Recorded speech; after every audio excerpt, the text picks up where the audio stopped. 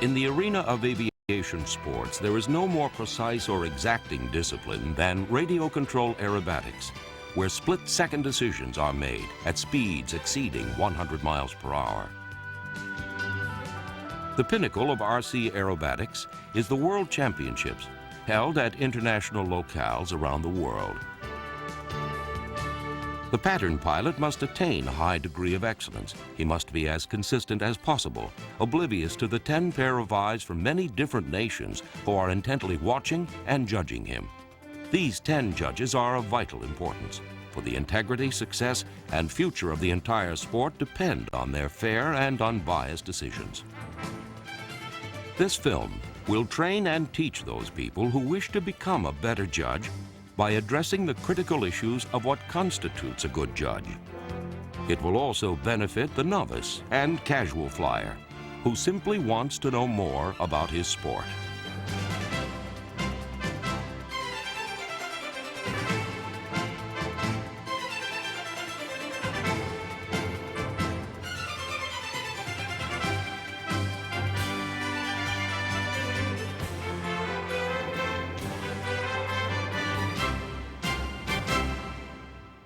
The main focus, however, is good judging. And the two primary elements that combine to make a good judge are, first, mental attitude, and second, the proper technical knowledge. Both of these criteria must be present for a judge to perform at his full potential. We will cover technical knowledge shortly. But first, let us turn our attention to mental attitude, which is broken down into the following categories: bias, self-confidence, sense of independence, and adherence to the rules. Bias is the first of these mental attitudes that we should cover, and is divided into conscious and unconscious types. Conscious or intentional bias, fortunately, is rare. For example, when a judge deliberately awards a flyer a score higher or lower than he deserves, the only word for that action is cheating, and it will not be tolerated. Conscious bias can also occur as a friendship or as a national bias for a countryman in an international competition. It usually does not have a significant impact on final scoring, but is still considered cheating. Most problems with bias are of the unconscious or unintentional type, since they are more prevalent. A good example would be the halo or recognition factor, where a champion or well-known flyer is unintentionally awarded extra points based on reputation alone. This can work against an unknown flyer having a great day. Occasionally, this type of bias can also work against a champion flyer, just because a judge subconsciously would like to see a new face in the winner's circle. Other examples could be toward a certain type of plane, like mono versus biplane, or toward a style of flying. For instance, a pilot who cuts crisp corners on square maneuvers versus a flyer with a looser, more graceful style. Sometimes we even see an equipment bias, where a judge may unknowingly try to support a previous personal opinion regarding a certain brand of radio or certain type of engine. These unconscious biases are easily understood, as we all have personal preferences. Nevertheless, the judge must try extra hard to base his score solely on the quality of the flight and nothing more.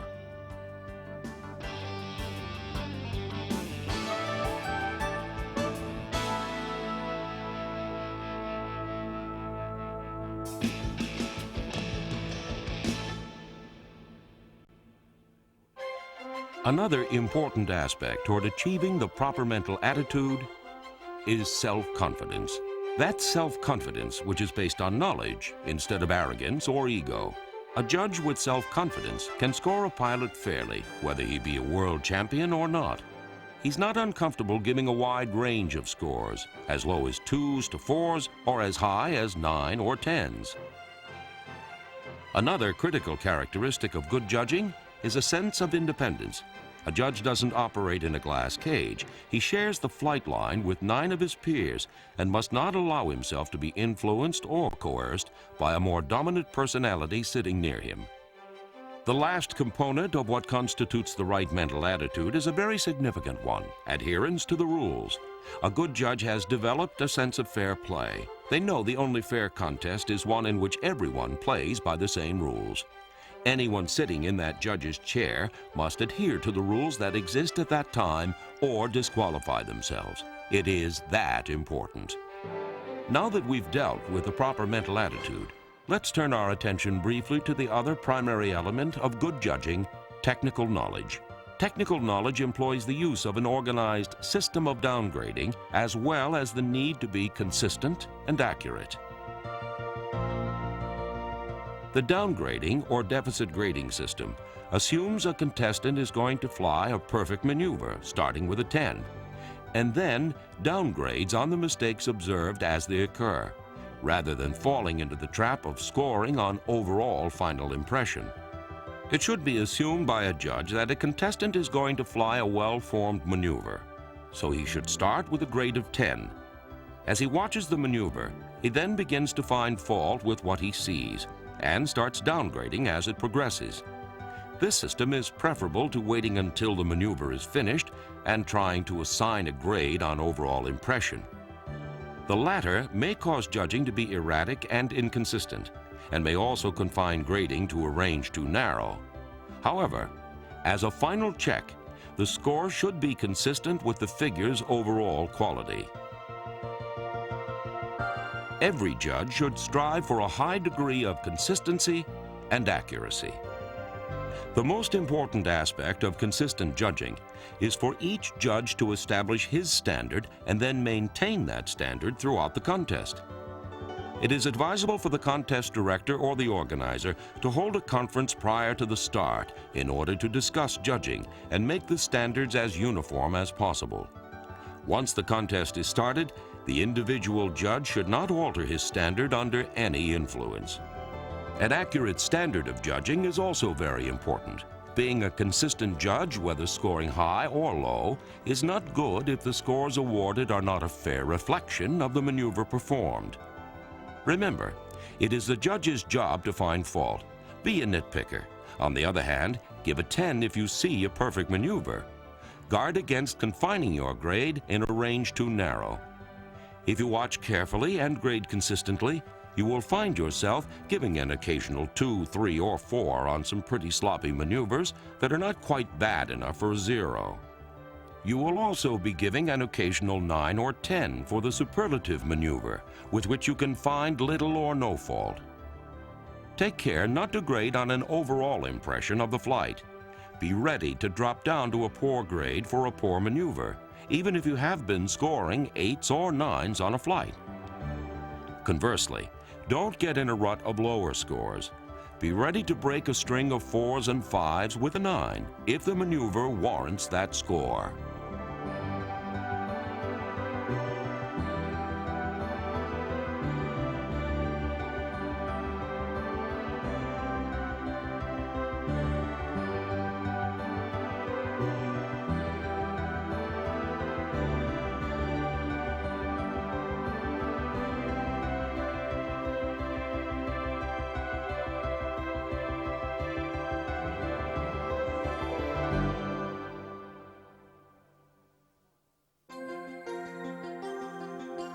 Next, let's turn our attention to the flying site.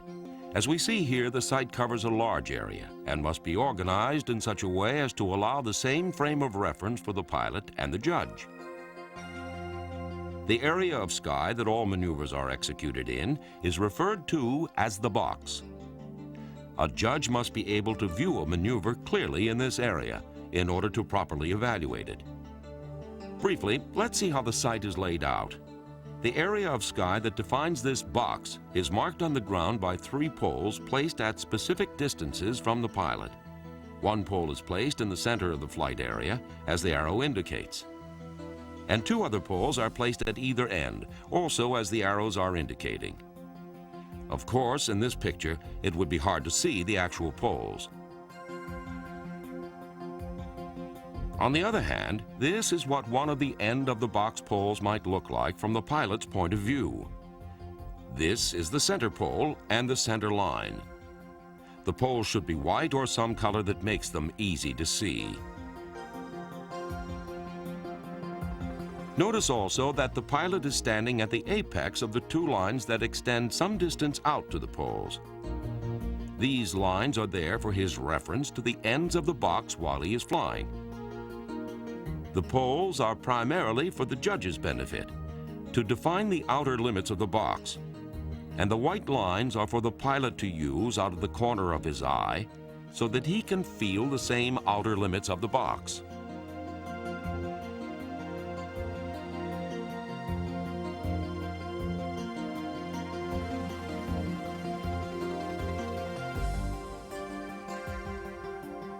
The judges themselves are positioned at a specific distance behind the pilot to afford each of the judges a similar view of the maneuvering area.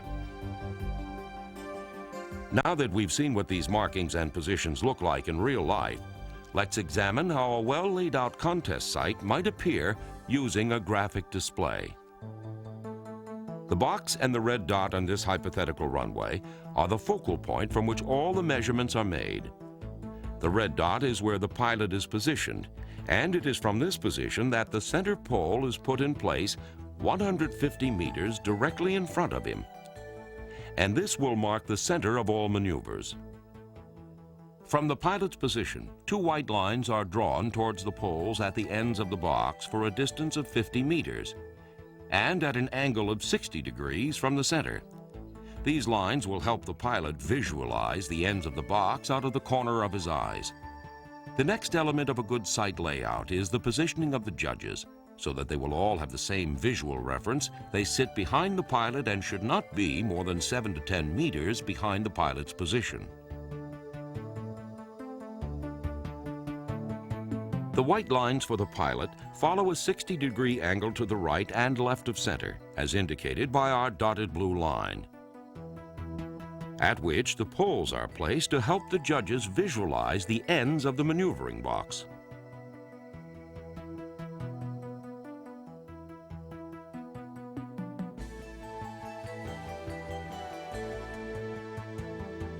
Note that the pilot's position is at the apex of the 60-degree lines.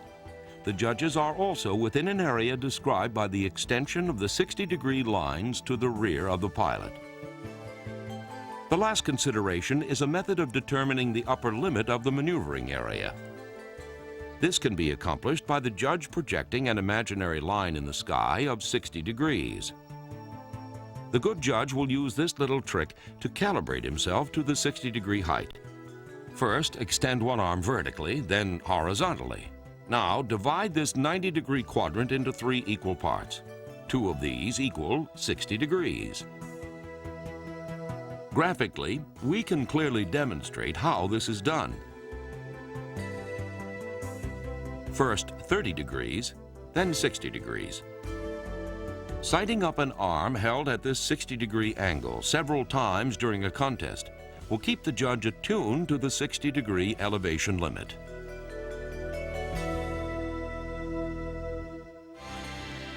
The technical foundation for good judging and scoring is developed by having an understanding of the basic fundamentals.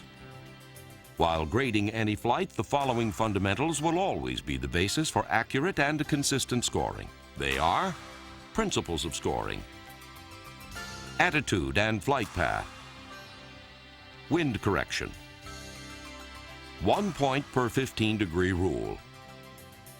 Each of these 4 criteria are standards by which all scoring can be performed.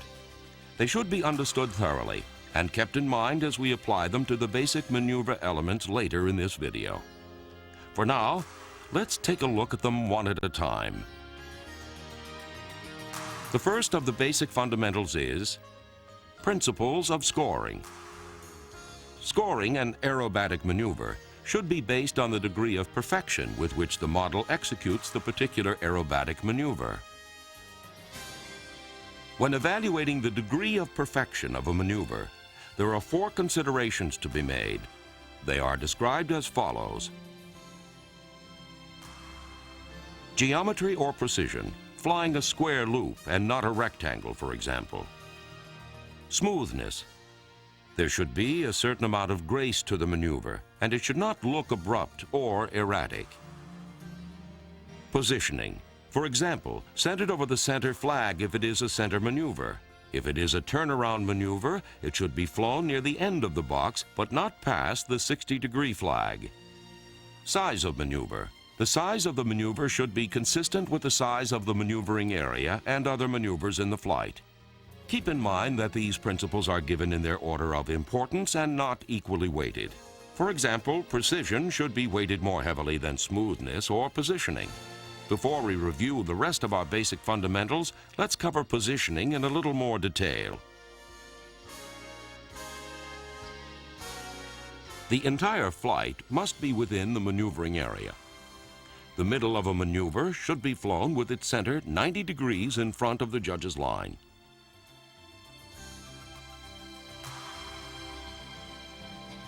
If the maneuver is flown off-center, it will be downgraded in the range of 1 to 4 points. If the maneuver were a turnaround maneuver and flown partially out of the box, it should be downgraded in relation to its violation of the box, as we see here, possibly a 1 to 2 point downgrade. If the entire maneuver, including entry and exit, was flown out of the box, it should be zeroed. Flying so far out as to make evaluation of a maneuver difficult should be severely downgraded, as even the keenest eye begins to lose perspective at a distance greater than 175 meters. The main criteria here is visibility. For a large, highly visible model, a line of flight approximately 175 meters in front of the pilot may be appropriate, while a smaller, less visible model might have to be flown at, say, 140 to 150 meters in front of the pilot. In general, turnaround maneuvers are positioning maneuvers. Therefore, entry and exit altitude need not be the same if the pilot is making an altitude adjustment.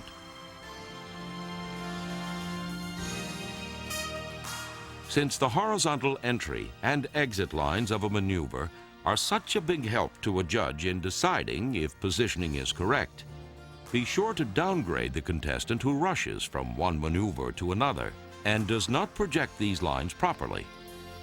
The absence of a distinct horizontal start and finish must result in the score being reduced by 1 or 2 points.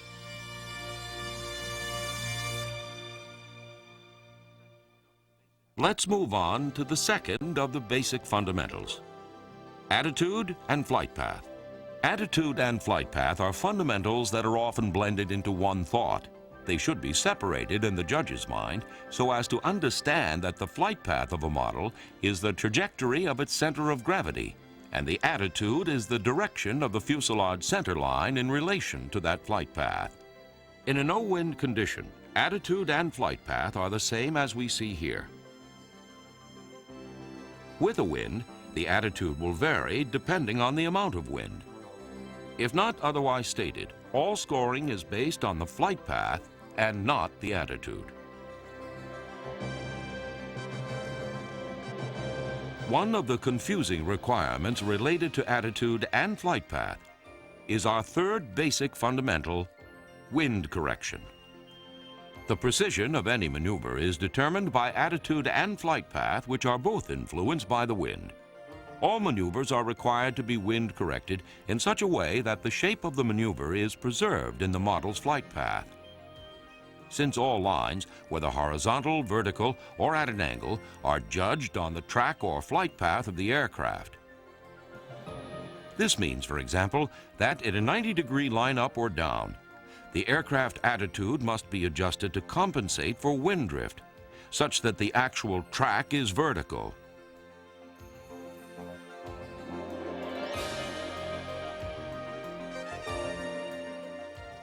The same is true for horizontal lines, whether flown upright, inverted, or knife edge, and also for 45-degree lines. No penalty should be assessed for this attitude change that would help the geometry of the maneuver be correct.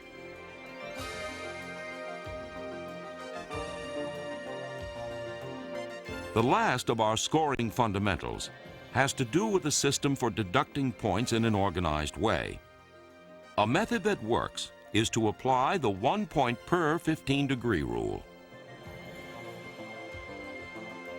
This basic rule provides a general guide for downgrading deviations from defined maneuver geometry. 1 point should be subtracted for each approximate 15 degrees of deviation in the geometry of a maneuver. To help you visualize 15 degrees, a simple method of superimposing a clock over the maneuver, as we see here in the stall turn, can help define degrees of error.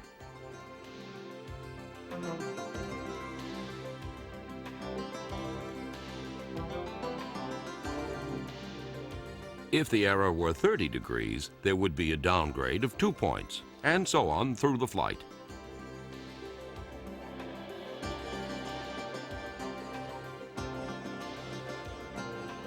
In general, lines can and should be judged more critically than deviations in yaw and roll. In this example, we can see that the wind has blown our aircraft off heading, so as to create a deviation in the vertical line of about 15 degrees. This would result in a downgrade of 1 point for each infraction.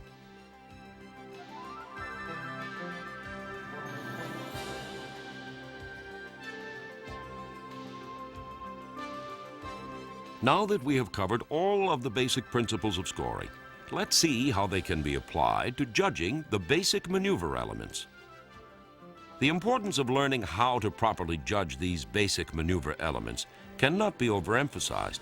If you master the basic elements we are going to cover, you will feel comfortable judging even the most complicated maneuver.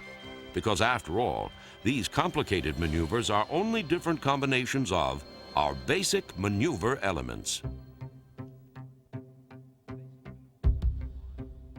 Basic maneuvers such as lines, loops, rolls, stall turns, snap rolls, spins, and loop roll combinations can be found to some degree as part of any schedule a pilot may be required to fly. An understanding of the judging fundamentals for these basic maneuver elements will enable a judge to accurately grade any aerobatic pattern with confidence. Let's begin our discussion of the basic maneuver elements with lines. Lines may be horizontal, vertical,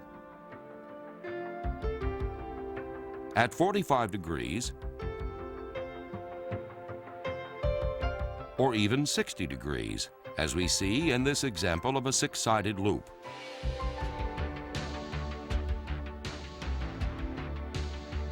Four important points to remember about lines are: first, all aerobatic maneuvers must start and end with a horizontal line, as we see happening between these arbitrary maneuver segments.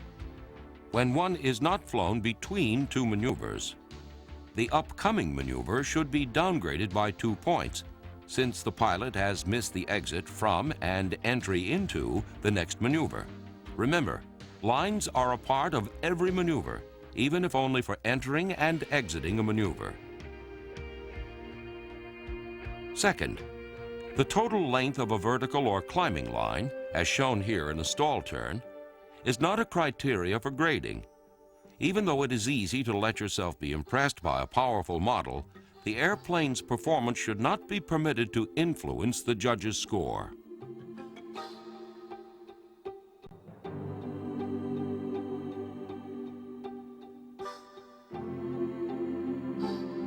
Third, all lines contained within a maneuver have beginning and end points which define their length. These beginning and end points are preceded and followed by part loops. It should be noted that we can only grade the length of a line when a maneuver contains several lines that have a relationship to each other, as in this example of a square loop. Notice that there is a minor variation between the length of these lines, and 1 point should be subtracted. More points are subtracted for more serious variations, as seen in this example.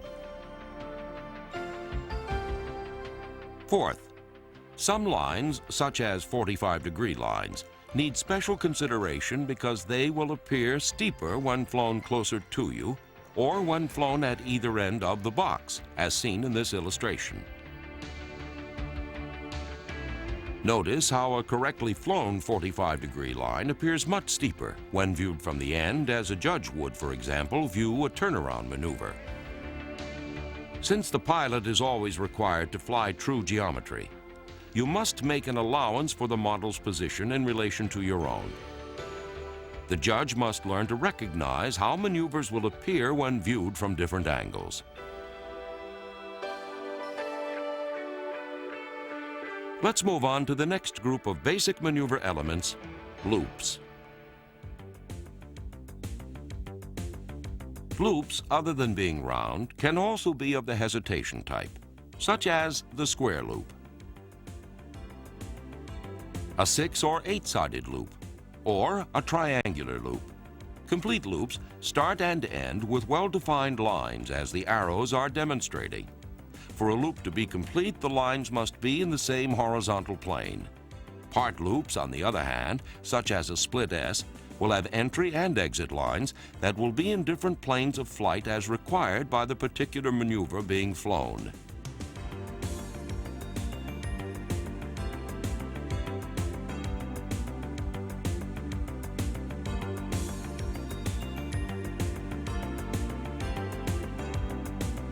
A round loop must, of course, be flown with a constant radius. It must also be flown in the vertical plane throughout and not allowed to drift to one side, as seen looking down from the top in this illustration. Because of this drift, the plane does not fly in a vertical plane, and the result is a corkscrew type of pattern, as we are demonstrating. You can downgrade anywhere from 1 point for a barely visible error to several points for more obvious errors. All complete loops should start and finish at the same altitude and be closed at completion. In other words, not appear like a figure 9, as we see in this illustration.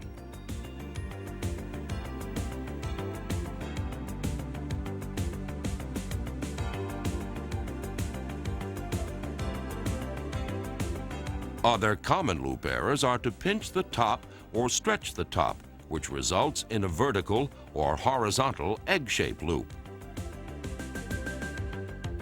Generally, most deviations of round loops result from 2 basic errors: failing to hold a constant radius and not maintaining one plane of flight.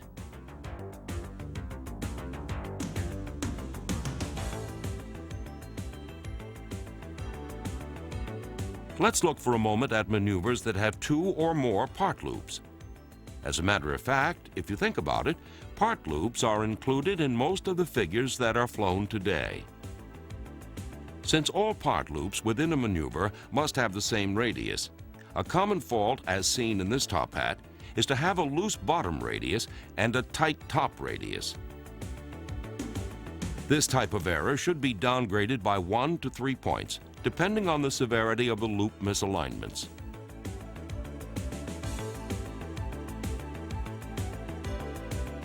In a hesitation loop, such as a square or triangular loop, tight as well as more open corners are judged the same and are completely at the pilot's option. The judge must not award higher marks for flying tight high G corners, because in his opinion they look snappier.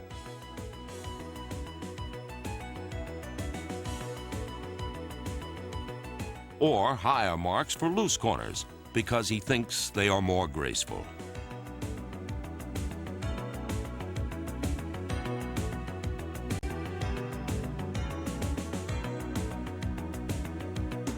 The main judging criteria is that the hesitation loops be interrupted by visible lines of equal length, and that part loops all have the same radius.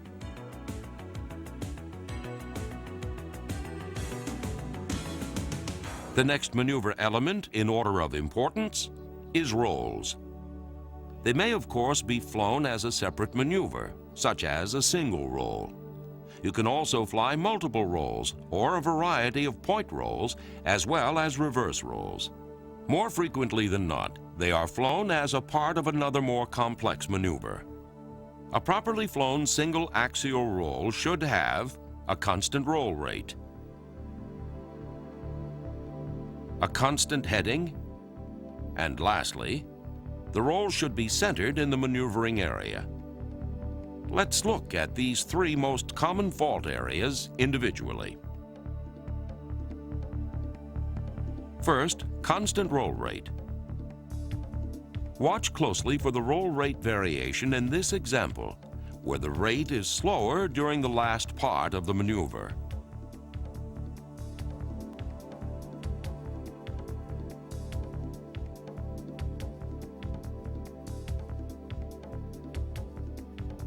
If we project a grid during the roll, the variation in the rate will be more obvious. Variations in roll rate can happen at any time during the maneuver. This is only one example of this type of defect. Small variations in the roll rate can be downgraded by 1 point, with more severe variations receiving heavier downgrades. The second common fault is loss of heading during full or multiple rolls. This is easily detected, as we see in this example.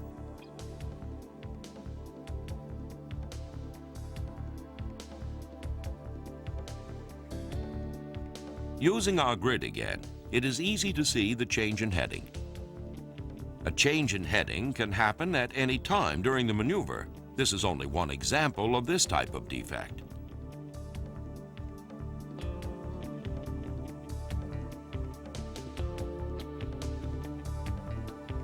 Loss of heading during part rolls is more difficult to detect and should be watched for more closely. Rolls flown as separate maneuvers regardless of the type should be centered in the maneuvering area. This is the last of the judging criteria for rolls. The following is an example of an off-center axial roll using our grid as a reference. Watch for the poor centering of the roll.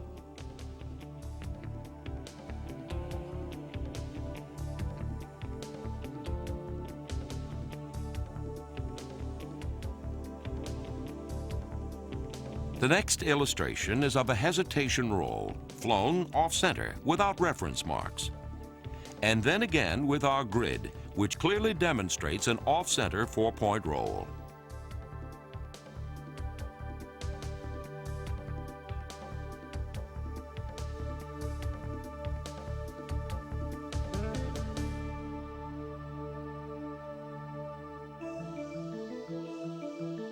Other types of rolls that are flown on lines as part of a maneuver must be placed on the middle of that line within the maneuver. A common judging error is to overlook the centering of rolls on those lines. Note that the vertical portions of this square loop have rolls that are properly placed, but the horizontal portions do not.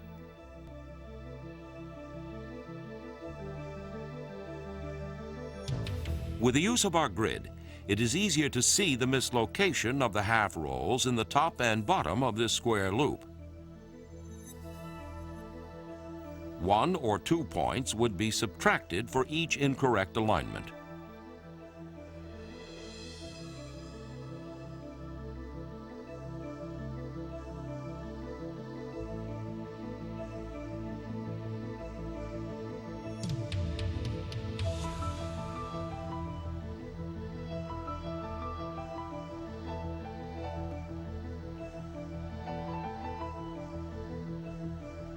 Watch this square loop again, but also remember that part rolls on lines in any other maneuver should be centered as well.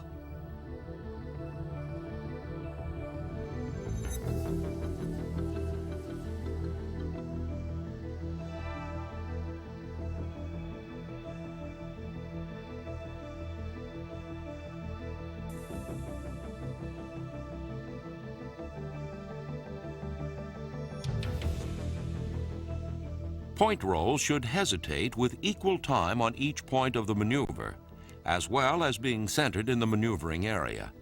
This example, of course, is only a graphic representation of the hesitations. 1 point is subtracted for slight variations, while more severe mistiming is further downgraded. If 1 or more points is not visible, or there are more than the required number of points, the maneuver is severely downgraded by 5 or more points. In this example of a hesitation roll, the timing is off, showing a long center leg to help demonstrate the subtlety of the downgrade. The grid makes it easier to visualize. With experience and practice, the judge will learn to project an imaginary grid in the sky to help him visualize all the criteria needed to efficiently judge rolls.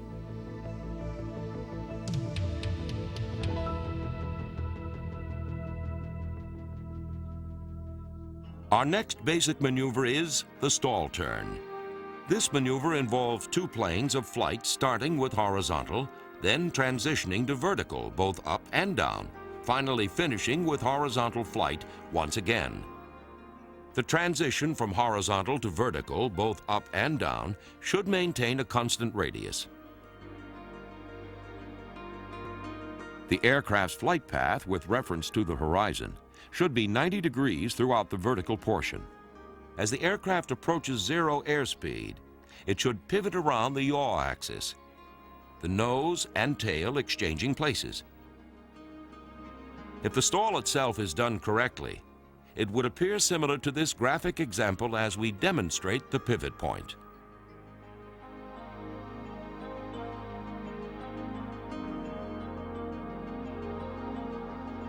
This example would have scored a 10, as it is representative of a correctly performed stall turn. Watch it again.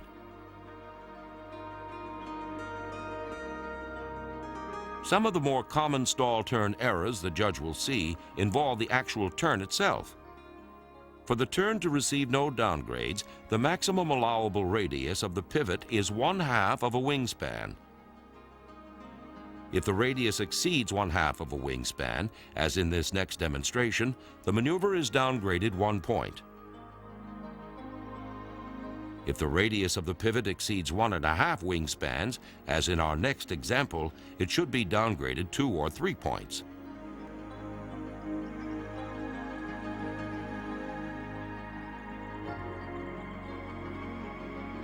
Another common error is a pendulum-type movement after the pivot, as seen in this example. Typically, this could be downgraded up to 1 point.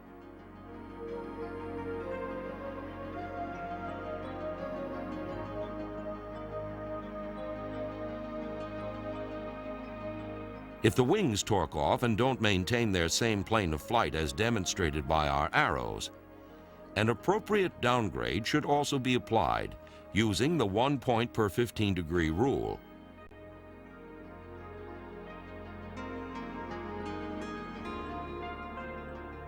Notice the arrow indicating the correction for the misalignment in the vertical leg.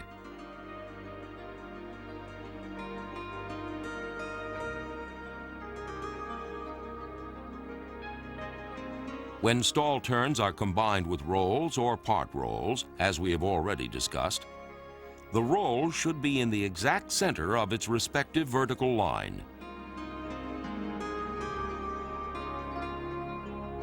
This error in our illustration is hard to see without reference marks. But with our grid, it is easy to see that the roll in the vertical upline is centered and the one in the downline is not. This should be downgraded by 1 or 2 points.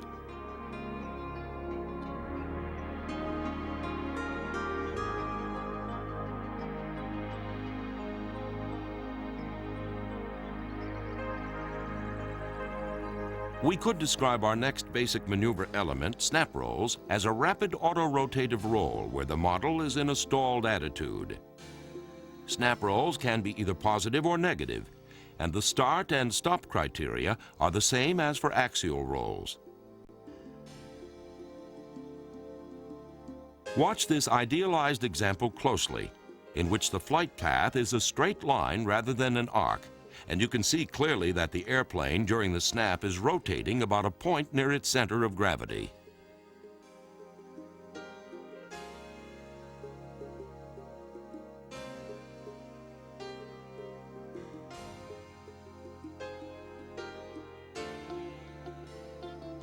Since the model is in a stalled condition throughout the maneuver, the attitude and flight path or track must show a definite break as the rotation is started. The break, as illustrated here, takes place when there is a definite separation between the attitude and flight path.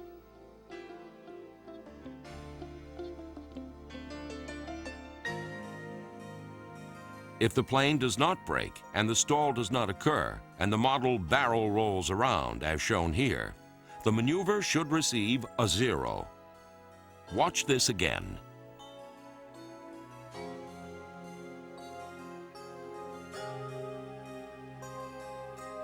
Spins are a basic maneuver that always begin and end with a horizontal line. The nose-up attitude increases while the airspeed decreases until a stall occurs.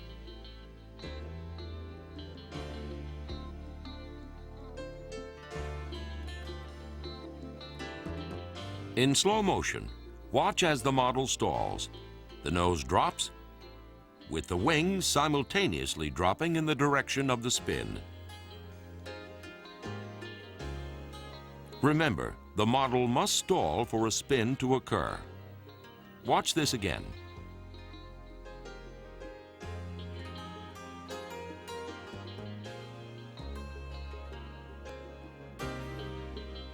An unusual perspective to view the stall might be from a front view. Watch the nose and wing drop. If the model does not stall or snaps into a spin, it would be zeroed.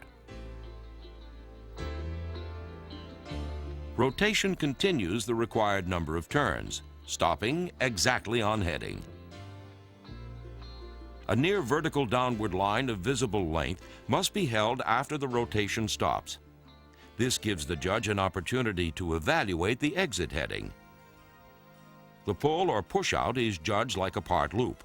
Remember, the different models spin in different attitudes, and that the attitude is not to be taken into consideration as long as the model is stalled. From a top view, this is what a normal spin might look like.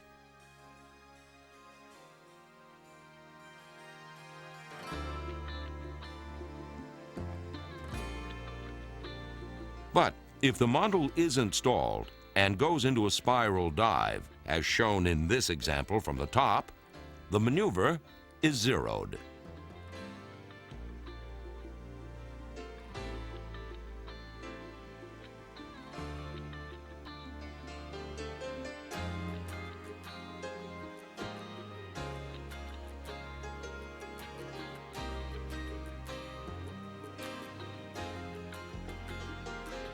After the defined number of turns, the exit heading is judged in the same manner as for a roll. For example, 1 point downgrade for each approximate 15-degree deviation of heading. For reference, we have indicated what 180 degrees would be.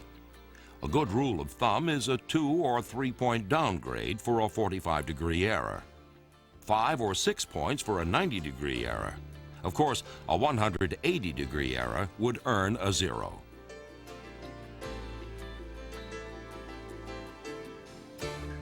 The last of the basic maneuver elements we will cover are loop and roll combinations. These are the most widely used turnaround maneuvers. They are very diversified, but all are combinations of loops, rolls, snap rolls, and lines.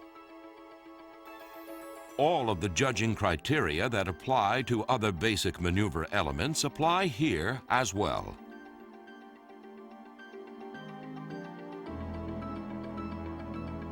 There are, however, some judging criteria which should be explained further. In the Immelman turn, the half roll should be flown immediately after the half loop.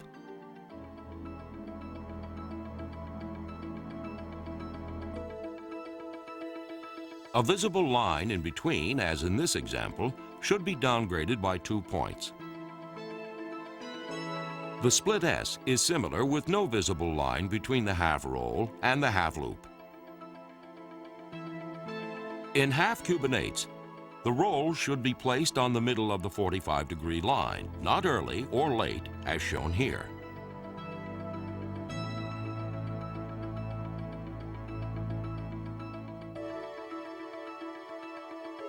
The radius of the 1/8 loop should be the same as the 5/8 loop, and not as tight as in this example.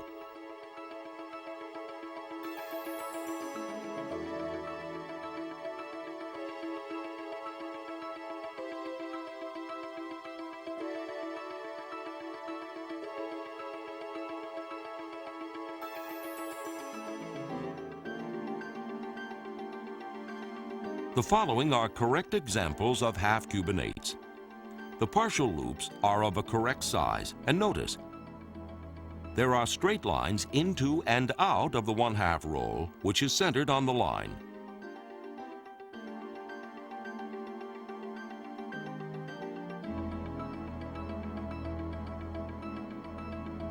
In our next example of loop roll combinations, we'll fly two Humpty Bumps together.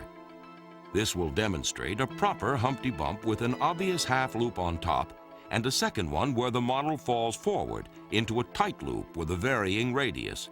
This should be downgraded by 1 or 2 points.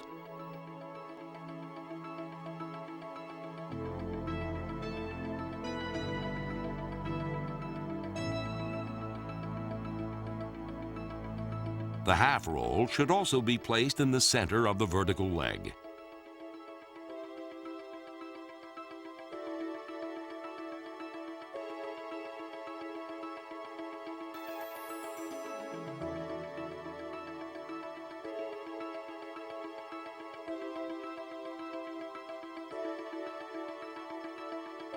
This completes our discussion of the basic maneuver elements. Learning to judge these properly will greatly boost your confidence level as a judge. In conclusion, remember that you, as a judge, are expected to grade each separate figure with one goal in mind: assigning a score that accurately reflects its degree of perfection. The performance of the model or the difficulty in performing a maneuver is not to be considered in formulating your grade. Do not be afraid to find fault with a contestant's flying, regardless of name or reputation. As a judge, that is your job.